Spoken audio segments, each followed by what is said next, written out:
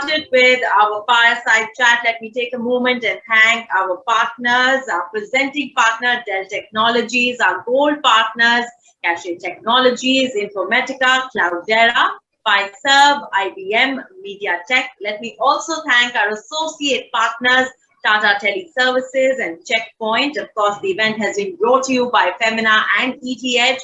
There's a lot to look forward to and learn. So may I once again remind all of you all to please keep tweeting on our Twitter wall, which is in the lobby area using our hashtag ET Women in Tech. It's also time for all of you to witness and take moments in meet and connect with our partners in the partner groups.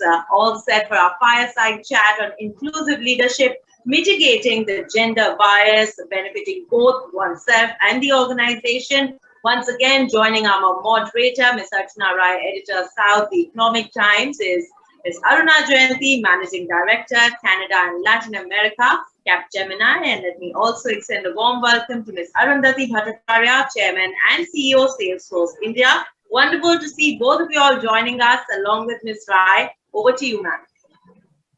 Thank you, Isha.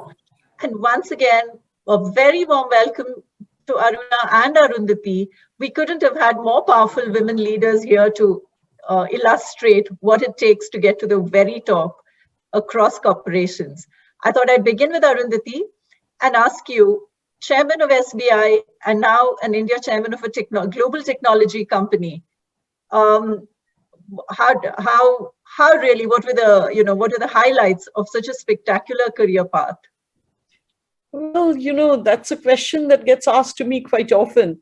But actually speaking, at the heart of it all, it's all a question of the customer and service. Mm-hmm. So, it's not very different. Earlier, I was delivering services in the financial sector. Now I deliver services and products in the IT sector. So I think, at the heart of it all, it's not really all that different. And, in a way, I think getting Aruna to partner me on this it's quite a stroke of genius, because we've known each other for a while. We followed each other for a while. Our names are also similar, for that matter. Yeah. And and I can say this much that, because you're talking about women in tech, I think having come into a tech company, I think back on my journey in the public sector, and there are certain practices that I surely would have loved to have implemented there in my earlier career, especially in respect of things like parental leave, etc., which we have in Salesforce. We have a 26-week paid leave for the primary caregiver and a 12-week paid leave for the secondary caregiver. So that's not something that we have in other sectors in India. Mm-hmm. And in India, as you know, especially the women participation rate has been coming down. So these are some things that I think through. But overall, I think whether in the public or in the private, we have a very leaky pipeline. Mm-hmm. Where women are concerned. And whether it be tech or whether it be otherwise, both ways, I think we have a very leaky pipeline. And I think all of us who are, in roles where we can make a difference, we have a responsibility to try and find out how to stop that leakage. That's a very important point. And Aruna, I think exactly where you ought to come in and tell us, because you've managed to get, you've grown your career to reach the very top in clearly very competitive circumstances in a global technology company. What can be done to plug the leaky pipeline that Arundhati is referring to? You hit the nail on the head, Archana. I think they've all long gone past the metrics of how many women do you have in the company, how many women do you have in the leadership roles. I think now that's hygiene. Everybody looks at that, and I think largely meets that. So now it's time to micro focus on the real problem area, which is we have a leaky middle layer. Okay, so people leave. And if you look at why people leave, it's largely for 2 or 3 reasons. It's largely maternity related. They can't come back. The second is maybe the husbands or the family have relocated somewhere. And third is they don't have the flexibility to be able to work. I think we need to address all 3 to be able to really fix that gap. I'll give you a couple of examples. It really depends on how much the organization, the bosses, the colleagues are listening and helping. For my personal thing, I had to take 3 months before my daughter was born because of a very difficult pregnancy. I told my organization and they said, don't even think twice about it. Just go and we'll figure the rest out. And this was, I think 6 months after I joined Capgemini, and I thought, oh my God, what a way to start a career in a company. And then they were very empathetic. But now if I look at what we have done and what we've done in Capgemini, we micromanage at that level. Okay. So for example, if I say, so the metric no longer can be how many women do you have in the company. Metric needs to be how many women are you getting back after maternity. And today I'm very happy. My colleagues in India tell me that we are at 89% of that, which is immense, right? It was probably 60% 3 years ago. That means we lost 40% of the women. Now we lose 10 to 15%. So I don't know whether we can ever get to 100% return after maternity, but I think even 90% or 95%, if we listen, make it easier for them, I think that would help. Plus, Archana, I believe truly that now the remote work from home will immensely help provide the flexibility that women need. And now I think we should absolutely be able to ramp up and fix that leaky pipeline in the middle. Absolutely. Arundhati, your thoughts, because, the fact that we are even sitting here on a panel like this and discussing something that is, to use Aruna's term, a micro, issue. When you look at the larger things and we're going beyond just the numbers and we're saying what are the real issues that stop women from participating, completely in the workforce. That itself, I think, is progress that we are actually devoting time on a professional panel of this sort to discuss this. How do you see this? 89%, like she says, have people return to the workforce. That's a really good number. What do you think are the challenges that still remain? I think, there is also a pay gap that we need to address. In Salesforce, for instance, Mark decided, to really look under the hood. And he was very confident when the survey first went out, saying that, we have no pay gap. Okay. The people in the HR department came back and told him, you're talking hard money in case we find that there is a pay gap. And he said, that's fine. And ultimately, Salesforce ended up, spending something close to $5 million in order to close that pay gap. And since the time it started, it's spent about $15 million, 2.1 million only in the last year. Now, you can say that does that mean that it keeps recurring? It's not that. But we are acquiring new companies, there are expansions, and these things happen. So you have to constantly, on a yearly basis, try to see that, you are keeping parity. I think that's one very positive thing that can be done in order to prevent leakage. Also, there are certain cultural issues. For instance, in India, it's not only maternity, it's also geriatric care. That is the care of the parents or the parents-in-law, because here that is not very, easily available. And the kind of care that is available may not be either affordable or up to your standards. So very often people have to stay at home, not because they're actually doing the work themselves, but just to oversee. And that's where what Aruna was talking about, work from home, I think that comes in with a bang. In fact, I had started a 2-year sabbatical for child and elderly care in SBI. The problem was when the women took the sabbatical, they did get back the career, but they lost 2 years of seniority. And that was not always very nice, working below somebody who was your peer group. Absolutely. However, if that person continued to work from home, if we created the roles that could be done from home, then for that period of time, this person could have shifted and worked from home, retained the seniority, come back and join at the same level. You don't want to join at a level that's junior to what you already were. So I think these are very specific things that can be done in order to ensure that, people remain in the workforce, that they don't fall off. Those are very powerful points. And to your point of the pay gap, I was, as you spoke, I was thinking it exists across. Serena Williams will talk about the pay gap quite emotively, I'm certain. So Aruna, bringing it to you, the point that Arundhati was making about not a sabbatical, but a work from home situation that allows women professionals to remain at the cutting edge, really. How can that be? How do we see more of that happening? Has the work from home helped, take that forward? What are your thoughts on this?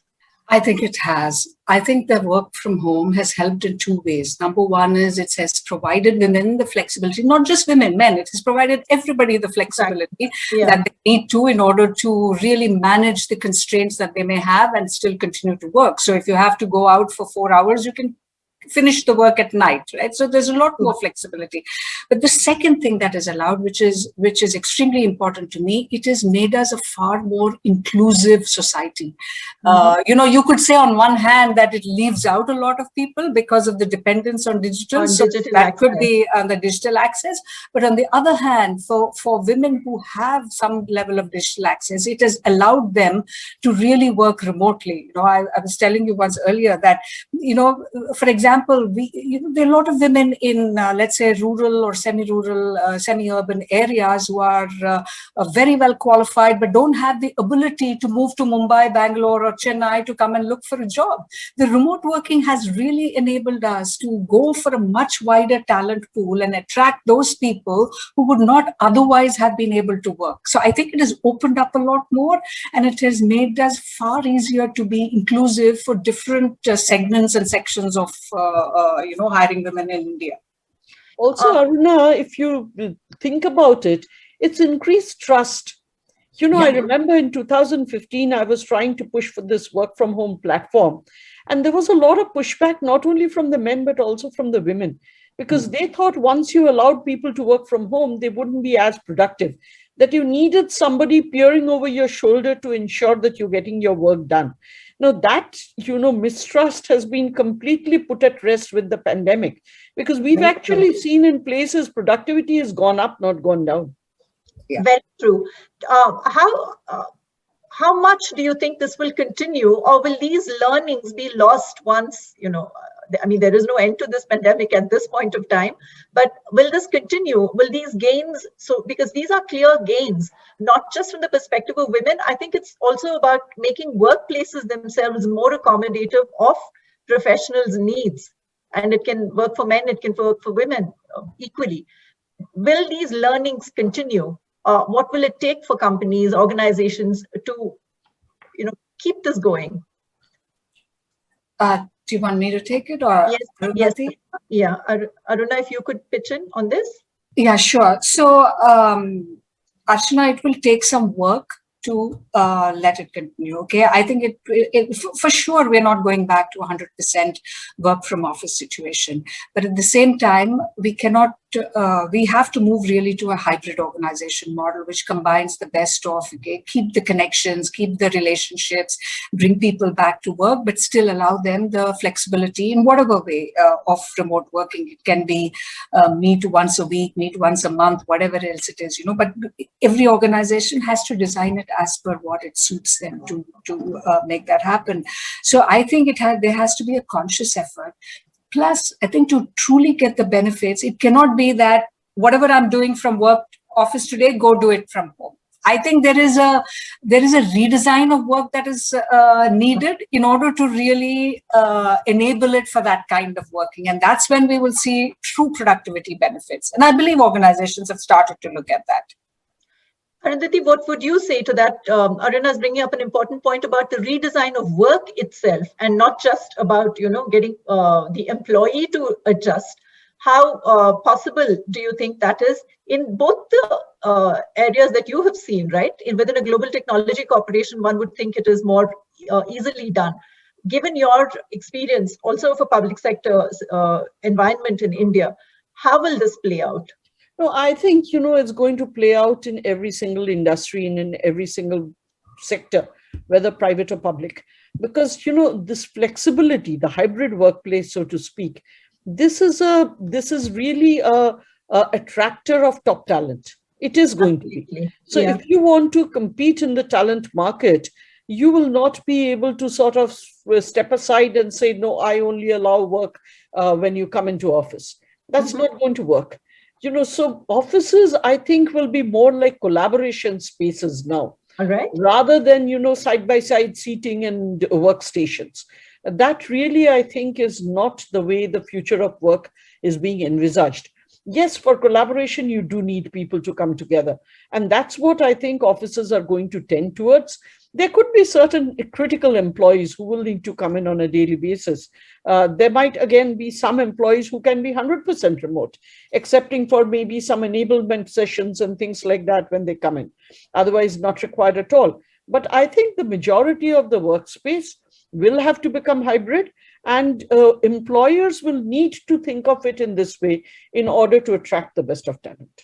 And both public and private sector, looking at it from Oh, yeah, absolutely. Both public and private. And, there are benefits. There are absolute benefits. Like Aruna was saying, there could be a lot of good talent. If you actually look at the number of people passing out from the schools in STEM, it's almost 40% are women. But you don't see that 40% in the workforce. Absolutely. The workforce is actually closer to 27, 28%. Yeah. So if you have 30% of women who are in the STEM industries, then you're doing really well. But where does the rest 10%, 12% go? It's just that they don't have the ability to apply for work because they can't move. They have to be with families. They have to be remote. So I think, getting more people into into these areas of STEM employment, the remote working, the hybrid workplace is definitely something we should aim for. We are really coming to the end of the session, so I thought I'd quickly ask both of you to weigh in on this point. Aruna, if we could begin with you. Yeah, so we seem to be at a position now where women professionals will probably be able to make use of the flexibility that this hybrid work culture could provide. So what would you say to women professionals? One, to remain, what should they do? Should they remain in the workforce, and should they get more ambitious as well in terms of their careers, because the world really is changing around them? Archana, there's no doubt about those questions. The answer is a clear yes, right? I mean, I with or without this new model, I would always say, continue to stay in the workplace, start making a difference for other people as well, for other women, encourage them. Each one needs to aspire to become a role model. And I think it has opened up the situation has opened up so many opportunities for women. I think they have to really look at what more can we do and how can we rise. So for me, there's no doubt in the question that you asked. Arundhati, is the onus then finally on the women professionals? Should they now, sort of grab these opportunities, or is it still with the organization? Who does the onus lie on? I think it's both ways. It can't be just the professional, the organization, not only the organization. I think the ecosystem, the family, the entire society, all need to work hand in hand. And as Aruna said, anything is possible. I'm a literature major. I managed to lead a Fortune 500 banking company. Okay. Absolutely. And now I'm in tech. So, anything is possible. Who says it's not possible? But yes, you do have to have the supporting structure that makes life easy, that reduces tension. And people who are not fortunate enough to have that, well, they have to keep striving for it. And I personally think that it will happen. On that very inspiring note, I think what women professionals should really aspire to is careers like the two of you have really, sort of drawn and kind of worked your way through. Thank you very much for being with us. Really appreciate your thoughts. Thank you. And your insights. Thank you, Archana. Pleasure. Yeah. Pleasure. Thank you. Bye, Aruna.